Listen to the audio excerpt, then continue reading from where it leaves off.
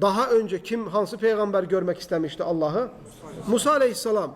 Kâle Rabbi erini anzur ileyke. Musa aleyhisselam dedi ki ya Rabbi mənə özünü göster. Allah Teala Musa aleyhisselama demedi ki mən görünmürəm. Allah Teala dedi ki sen məni görmeye təhammül edə bilmərsən.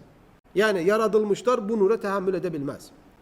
Ona göre Allah'ın yarattığı bu baş, bu göz, bu el kardeşler, uca olan Allah'ın neyinki cemalını, hatta yarattığının nurunu belə görə bilməz. Çünkü biz zəifik. Yani Allah'ın yarattığını görmeye gücü çatmır. Neyinki yaradanı görsün. Misal üçün, 2000 volt, 3000 volt ışıq açsaq bir adamın gözünə baxa bilər mi adam? Güneşe adam gözünü açıp baxa bilər mi günün ortasında? Xeyr. Ona göre Allah özünü göstermeyi müminlere saxlamıştır. Harda? Cennette. Ve cennette Allah müminleri elə dözümlü yaradacaq